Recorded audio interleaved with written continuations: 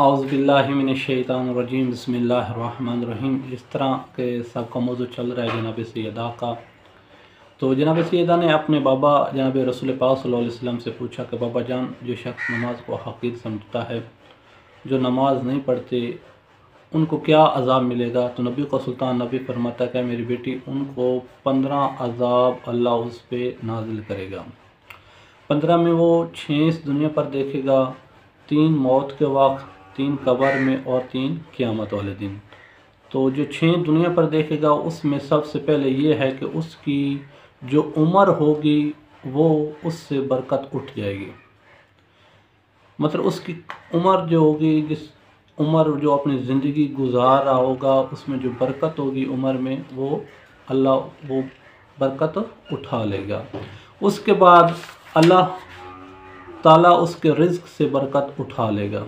जो नमाज को हक़ीर समझता है, नमाज नहीं पढ़ता, तो अल्लाह उसके रिज़्क़ से बरकत उठा लेगा। जिस तरह अक्सर लोग काम तो करते हैं, बहुत ज़्यादा दिन रात काम करते हैं, लेकिन शाम को जब उनसे कोई पूछता कि सुना क्या हाल है, कैसा निज़ाम चल रहा है, तो फिर वो बस यही कहता है कि बस ना पूछ यार, पता भी नहीं चलता। रात को पैसे तो लेकर आते हैं, सुबह फिर ख़त्म हो जाते हैं, कोई कुछ पैसे का पता नहीं चलता, मतलब आ भी रहे हैं लेकिन पता नहीं चल रहा।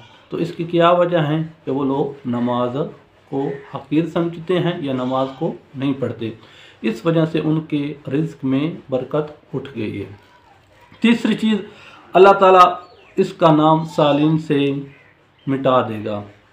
जो अल्लाह के नेक बंदे हैं उनमें उनका नाम नहीं रहेगा, जो शख्स नमाज को हक़ीर समझता है और नमाज नहीं पढ़ता। और चौथी चीज़ ये है, जो भी वो अमल करेगा इस पर कोई अजर नहीं मिलेगा। फिर वो जो अमल भी करेगा, इस तरह के हदीस मुबारक में है कि सबसे पहले जिस चीज़ के बारे में पूछा जाएगा वो होगी नमाज।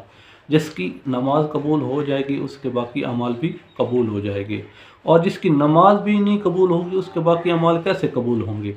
तो यही नबियों का सुल्तान नबी इरशाद फरमा रहा है कि जो शख्स नमाज को हक़ीर समझता है, नमाज नहीं पढ़ता, अल्लाह उसके जो अल्लाह की खातिर जो उसने नेक अमल बजा लाए हैं वो अल्लाह उसके कबूल नहीं करेंगे, क्योंकि उसने नमाज को हक़ीर समझा है। पांचवी चीज़, इसकी दुआ आसमानों की तरफ बुलंद नहीं होगी और मुस्तजाब भी नहीं होगी। जो वो जितनी भी दुआ मांगे फिर अल्लाह वो दुआ उसकी कबूल नहीं करेगा। नबियों का सुल्तान नबी फरमाता, फिर वो जितनी भी दुआ करवाए, मतलब फिर उसको मुसीबतें हैं तो फिर वो जितना भी रोए, जो कुछ करें, लेकिन उसकी दुआ कबूल होने वाली नहीं है। छठी चीज़, सालिन की दुआ में इसके लिए कुछ भी नहीं होगा।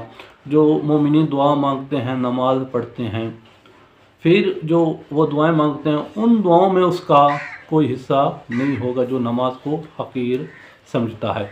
ये 6 चीज़ें मैंने आपको बताई हैं। जो शख्स भी नमाज को हक़ीर समझता है वो ये 6 दुनिया पर भी अज़ाब देखकर इस दुनिया से उसकी रूह परवाज़ होगी।